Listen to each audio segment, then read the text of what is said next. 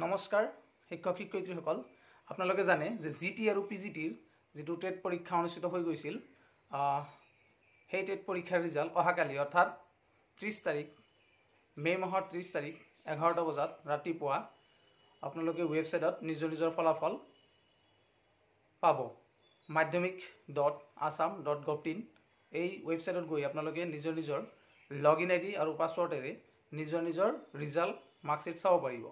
তাতে আপোনালোকে টেট কাম ৰিক্ৰুটমেণ্ট যিটো প্ৰক্ৰিয়া আছিল সেই টেষ্ট এক্সামিনেশ্যনত যি নম্বৰ পাইছে বা যিমানখিনি এনসাৰ কৰি আহিছিল তাৰ পৰা যিখিনি নম্বৰ আপোনালোকে পাইছে সেই নাম্বাৰটো পাব আৰু আপোনালোকে অনলাইন কৰাৰ সময়ত বিএড গ্ৰেজুৱেশ্যন তাৰপিছত হায়াৰ ছেকেণ্ডাৰী এই গোটেইখিনি মাৰ্কছ যিটো আমি ভৰাইছিলোঁ অনলাইন কৰাৰ সময়ত সেই মাৰ্কছৰ তালিকাও আপোনালোকে একেলগে পাব আৰু সেই তথ্যটো লৈ আপোনালোকৰ বেক অফিচ ভেৰিফিকেশ্যন আপোনালোকৰ যিটো ভেৰিফিকেশ্যন সেই ভেৰিফিকেশ্যন প্ৰক্ৰিয়া অনুষ্ঠিত হ'ব। গতিকে আপোনালোকে যি তথ্য ভৰাইছিল সেই তথ্যই আপোনালোকে তাতে দেখিবলৈ পাব আৰু যিসকলে ৰং ইনফৰমেশ্যন দিছিল বা ধৰক কোনোবাৰ বিএড কমপ্লিট হোৱা নাছিল 4th চেমত আছিল বা 3rd চেমত আছিল সেইসকলৰ যি আন্দাজ মতে যি মাৰ্কছ ভৰাই দি এপ্লাই কৰিছিল অনলাইন ছাবমিট হৈছিল পৰীক্ষা দিছে সেইসকল তাতে ধৰা পৰিব। সেই ভেৰিফিকেশ্যন প্ৰক্ৰিয়াত তেওঁলোকে হয়তো ওলাই যাব কাৰণ ইয়াতে 1:2 মানে এটা পোষ্টৰ এগেইনষ্টত দুজনক মাতিব তাৰপিছত ভেৰিফিকেশ্যন প্ৰক্ৰিয়া সম্পূৰ্ণ হৈ যোৱাৰ পিছতহে মানে আমাৰ ফাইনেল মেৰিট লিষ্ট ওলাব।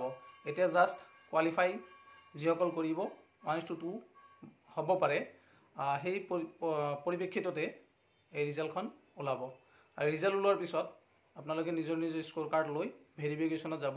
যিখিনি ডকুমেণ্টছ লাগিব সেই ডকুমেণ্টছখিনি তাতে উপলব্ধ হ'ব আৰু সেই ডকুমেণ্টছখিনি লৈ আপোনালোকে নিজৰ Xerox hard copy Xerox copy original copy গোটেইখিনি লৈ আপোনালোকৰ ভেনু ৱাইজ যাব লাগিব। আগত ৰিজাল্টটো অহাকালি যিহেতু 30 তাৰিখ মে মাহৰ 30 তাৰিখ গতিকে অহাকালি 11 বজাত ৰাতিপুৱাৰ আপোনালোকে ৰিজাল্ট পাব নিজৰ লগইন আইডিত আৰু পাছৱৰ্ড ব্যৱহাৰ কৰিলে।